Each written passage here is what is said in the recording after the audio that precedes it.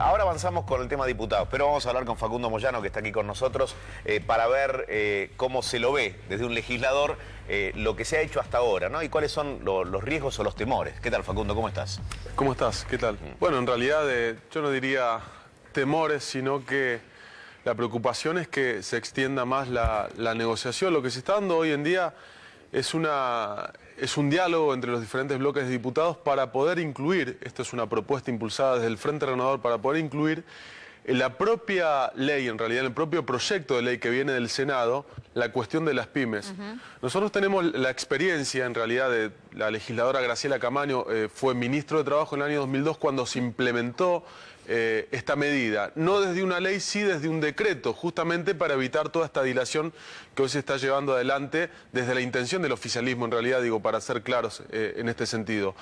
Entonces, esta medida vino acompañada de otras medidas, como el repro, como la baja de algunas retenciones, mejor dicho, contribuciones que habían para las empresas, para las pymes fundamentalmente, porque se entendía que solamente con esta medida, que era puntualmente para evitar el despido, no bastaba, sino que había que tomar otras medidas para generar más empleo y para mantener el empleo. O sea, complementarias e indispensables, digamos. Entonces, lo que nosotros proponemos desde el Frente Renovador es justamente esto: agarrar el texto que viene, que por otra parte necesita algunas modificaciones por cuestiones técnicas que podrían ser cuestionadas por la justicia, y aprovechar este momento del debate para incluir esto y después que vuelva al Senado y que se apruebe lo más rápido posible. Pero sí proponen dejar la cuestión de la doble indemnización por un tiempo. La doble indemnización es para todos y más justamente para las pymes, que son las que generan más empleo y las que en realidad sentirían el obstáculo de poder despedir a alguien porque le aumenta el costo de la indemnización. Ahora, Facundo, el sector más duro del Frente para la Victoria se dijo que quiere la ley tal cual salió en el Senado. ¿En qué lugar se van a parar ustedes? Porque han quedado en el medio, ¿no? Como una especie de árbitro. Son los que tienen la capacidad de inclinar la balanza hacia un lado o hacia otro. A ver, nosotros lo que queremos es lograr el consenso. Nosotros no queremos, como algún sector de la oposición, lograr esto para que después exista el veto. O sea, la realidad es que nosotros queremos una ley que después sirva a la práctica, porque si no, si vos generás una ley para que después el presidente, que ya dijo, lo vete, realmente, o sea, le haces pagar el costo político al presidente, que yo creo que lo pagaría, pero en realidad no generás ningún instrumento para evitar lo que se está suscitando hoy, que son los despidos. Nosotros queremos consensuar, inclusive con el oficialismo, la posibilidad de incluir esto de las pymes. Ajá. ¿Qué puede pasar ante el veto del presidente? Digo, a nivel político, ¿no? En el clima que puede quedar con respecto a él. Dilatar la discusión, digo, negocios del gobierno. El Senado tiene los mecanismos para aprobarlo al día siguiente, si quiere, ¿no? Porque el Frente para la Victoria justamente tiene la mayoría, entonces no es una cuestión de dilación en ese sentido. Lo que nosotros proponemos es lo de las pymes, no excluirlas de la doble indemnización, porque ya lo expliqué, justamente son las que el obstáculo vale para las pymes, no vale para las grandes empresas, que les significa lo mismo pagar doble, triple o cuádruple. En realidad es para las pymes. Con respecto a lo que podría generar, que es la pregunta que me dejaste, el veto del presidente. Y yo creo que es un costo político importante, pero nosotros no tenemos, a ver, nosotros tenemos la responsabilidad de sancionar leyes para mejorar la vida de los ciudadanos, ¿no? En este caso, para proteger a los trabajadores del despido. No tenemos que especular con esto, ¿no? Por eso me diferencio de un sector de la oposición que pretende esto como un hecho político donde especulan y se genera un costo para alguien. Nosotros queremos que el costo no sea para el laburante, para el trabajador. Esa es la intención nuestra. Sin ninguna otra especulación. Lo que es llamativo también es que, bueno, justamente el Frente de la Victoria se opuso a esta ley en el 2014 y en el 2010. Claro. Con los mismos argumentos que hoy sostiene el oficialismo. ¿Y por qué crees que pasa esto? Inclusive en el 2014 más despidos que lo que va hasta ahora, creo, más del doble. Ajá. ¿Y por qué crees que pasa esto, que de pronto, bueno, estando del otro lugar, del otro bando? Bueno, justamente porque se pretende especular y jugar con los costos políticos. Claro. La realidad es que yo creo verdaderamente que si Macri vete una ley de doble despido, de doble indemnización, naturalmente o sea, eso le va a traer aparecer un costo político importante. Ahora la idea es que podamos consensuarlo con el oficialismo. Por eso es que ponemos sobre la mesa el tema de la pyme para agregarlo, para complementarlo a lo de esta ley. En realidad habíamos presentado un proyecto aparte. Lo que pasa es que hoy está en discusión este proyecto. Claro. Y Ahora, sería, Facundo, ahí sí sería una cuestión de dilación, meter otro proyecto, llevar a tratarlo. Entonces tratamos de meterlo en este para que salga todo junto. ante este escenario que está planteado, el gobierno ha salido a intentar buscar el compromiso de los empresarios, ¿no?, para que no despidan en determinado tiempo, 2 meses o lo que fuere. Si se logra este compromiso, firmas empresarios, no sé cómo se concretará, puede llegar a o se puede, instrumentar, claro. ¿Qué sucedería con la discusión en el Congreso? ¿Ustedes estarían dispuestos a aceptar este compromiso y dejar de pelear por la doble indemnización? A ver, el gobierno nacional tiene las herramientas desde el Ejecutivo Nacional, en realidad desde la política, de convocar un acuerdo económico y social, de convocar a los empresarios, de convocar al sector de los trabajadores con su representación sindical. Eso es lo que nosotros venimos diciendo hace rato. Acá lo que hay que hacer es un Consejo Económico Social donde se fijen pautas, donde se les haga a cada sector resignar algo, ¿no? Porque de eso se trata, o sea, resignar algo, por supuesto, para ganar mañana. Digo. Sí, en pos de la gente. Pero, claro, pero si no hay certezas de qué es lo que viene mañana, si solamente el gobierno nos dice, claro, no, pero después del segundo semestre se va a reactivar la economía, y no sabemos cuándo esa reactivación económica va a tener un correlato en la realidad. Entonces, lo que buscan tanto los sectores empresarios como los sectores sindicales son certezas, certidumbres. Otro de los grandes temas, la inflación, ¿no? Algo que parece no poder detenerse, más allá de esto que mencionabas, que el segundo semestre para el gobierno va a ser mucho más alentador. Te leo unas declaraciones. El gobierno de Macri debería haber tenido consideración y más cuidado en los últimos meses. La inflación superó las paritarias por negociación de los gremios. Esto fue dicho por alguien el 20 de diciembre de 2015. La inflación va a superar el 30%. 2006 va a ser complicado. ¿Quién dijo eso? 2016. 2016. Sí, declaraciones del 20 de diciembre. Lo dijiste vos a mediados del mes de diciembre. Digamos, de alguna manera alertando a todas las fuerzas políticas que venía un 2016 complicado. Sí, la verdad que es una de las cuestiones que el gobierno de Mauricio Macri, en realidad que Mauricio Macri en campaña se había comprometido a bajar, como también se comprometió a eliminar el impuesto a las ganancias, cosa que no hizo. Sí, por ejemplo, le bajó las retenciones o eliminó las retenciones al trigo, al maíz, al girasol y a las hojas se las bajó. Sí negoció con los buitres, les pagó a los buitres, sí le bajó las retenciones a las mineras. No cumplió con la parte de los trabajadores, por eso es que se les está exigiendo tanto. Ahora, nosotros lo que proponemos desde nuestra posición de legisladores, desde los alcances que tiene el Congreso de la Nación, es esto. Por supuesto que esto es coyuntural. Nosotros también creemos que la Argentina es un país en donde va a estar la inversión y donde esa inversión se va a ver reflejada en un bienestar social en algún momento. Ahora, lo que nosotros estamos proponiendo es para este momento donde la gente, donde los trabajadores fundamentalmente, o los sectores más vulnerables, están sufriendo tanto la inflación como la cuestión de los despidos. Por la baja de la actividad económica, un 3,5 ha caído el consumo. Este acuerdo económico y social, ¿por qué no se da? ¿Está el escenario para esta convocatoria? Nosotros creemos que sí, que es el escenario político y económico y social natural a la convocatoria a un consejo de estas características, ¿no?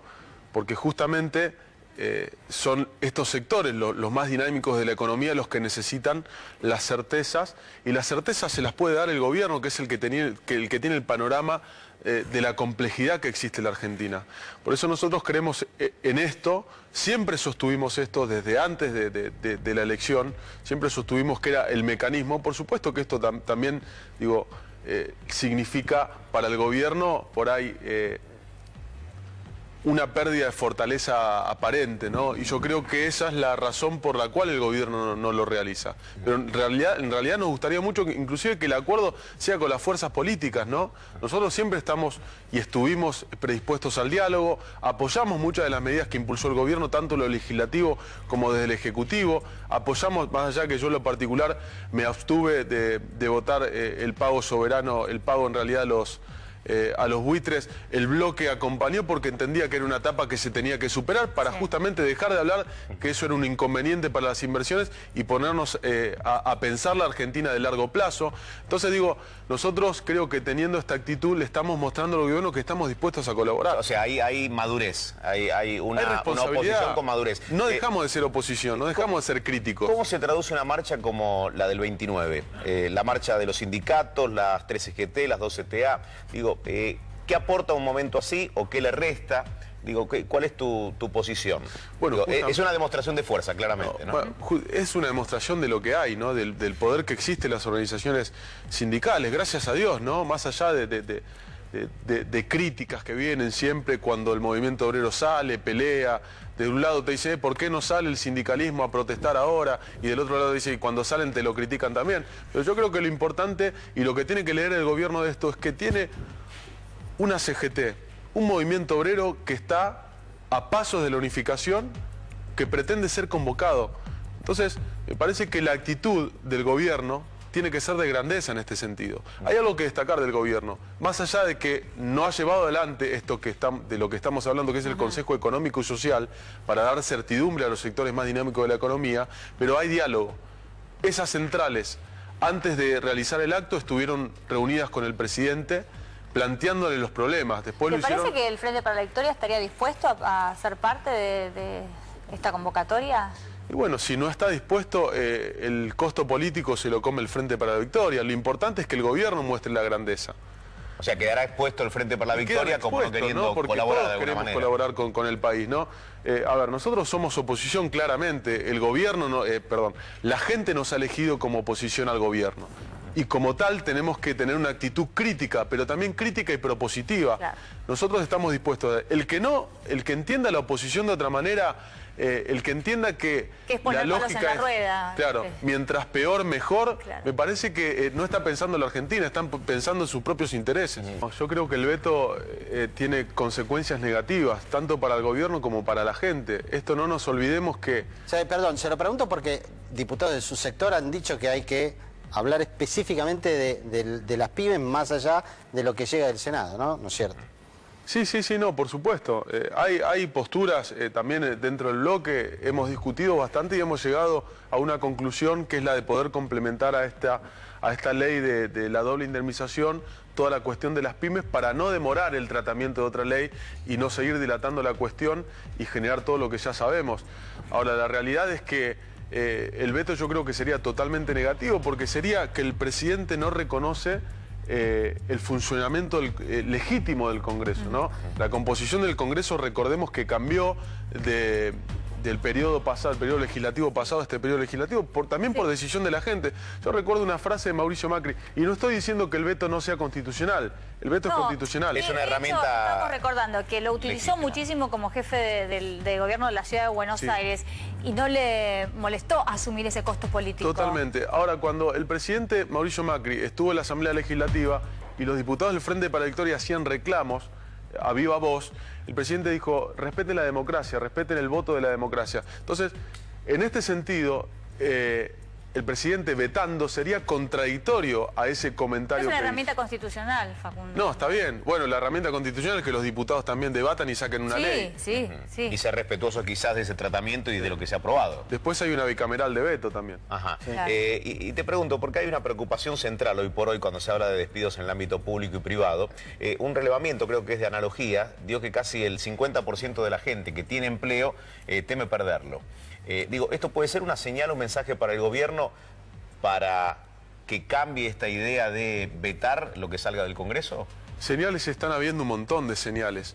Lo que pasa que yo creo que es una cuestión de concepción política y hasta filosófica del gobierno, o ideológica, no sé si filosófica, porque sería ir más en profundidad con esto, pero si nosotros nos fijamos cómo han procedido en el Estado con la idea de hacerlo más eficiente, han despedido un montón de trabajadores. Entonces, es difícil creer que el gobierno pueda acompañar este tipo de proyectos. Si el propio gobierno no predica con el ejemplo, ¿cómo puede exigir después que las empresas lo hagan? Sí, está bien, pero es cierto que se encontraron con un Estado sobredimensionado, había contratados de hacía algunos meses cuando se asumió. Sí, pero los despedidos no son justamente solo los que habían sido contratados hace unos meses. ¿Ustedes manejan cifras propias?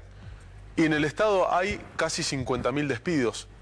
Y con la actividad, sumando la actividad privada, fundamentalmente en la industria autopartista, no solamente con despidos, sino suspensiones, la automotriz y la construcción, con el tema de la obra pública, hay 130.000 despidos. Eso en los últimos en los primeros meses de gobierno. Los meses de gobierno de Macri. Entonces, digo, es difícil que, entendiendo cómo procede en el Estado, más allá del argumento que utiliza del aguantadero de la política, la grasa militante y todo eso, nosotros tenemos conocimiento y tenemos aparte diálogo con muchos sectores de representación gremial en los diferentes puntos del Estado, y la realidad es que están echando a todos.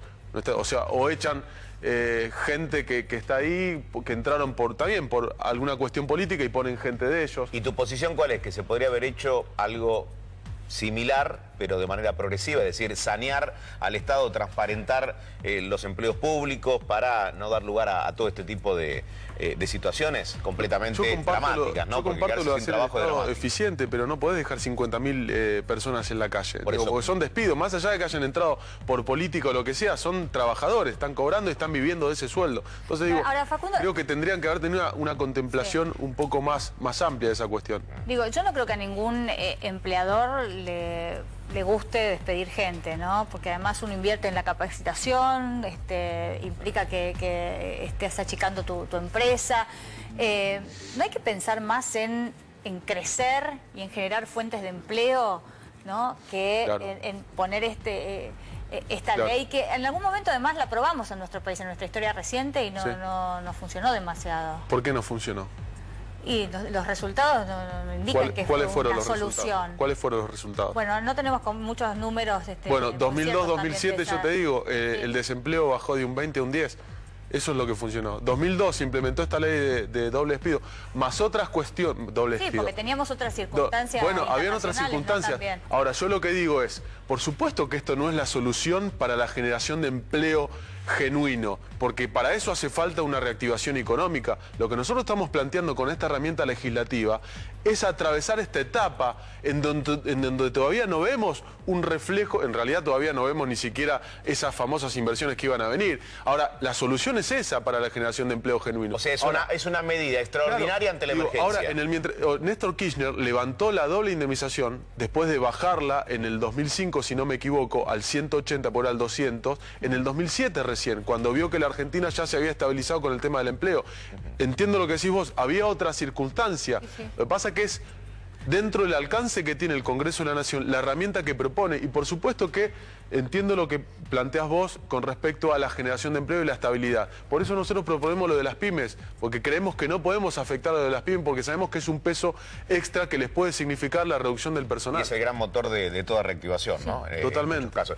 Una línea, en 30 segundos, ¿cuál es tu impresión de lo que está ocurriendo con las causas de lavado de dinero? Bueno, es una situación muy compleja. Yo generalmente no opino, no porque no crea que sea un tema importante, me parece que es un tema importante y por eso tiene tanto trato mediático, porque le interesa a la gente. Creo que nosotros hemos impulsado desde nuestro espacio proyectos de ley que en realidad plantean la extinción del dominio y que el corrupto pague por lo que se robó. Nosotros creemos que la Argentina los argentinos necesitan que donde hay casos de corrupción los corruptos estén presos. O sea, que no sea más que nada un tema político, sino que la justicia pueda con independencia buscar la verdad. Y que los políticos tampoco, ni que el gobierno tampoco lo utilice para tapar otros temas. Me parece que es fundamental hablar de los temas de corrupción. Me parece que la justicia, recordemos, ¿no? Una cosa fue la justicia en la etapa del kirchnerismo, otra cosa es la justicia ahora, ¿no? Porque parece que se mueven a partir del viento político. Nosotros creemos en la justicia, pero queremos que la justicia actúe con todo el peso de la ley a quienes han cometido o están sospechosos de delitos de corrupción. Muy bien. Facundo, muchísimas gracias por haber participado hoy en nuestro noticiero. Muy bien.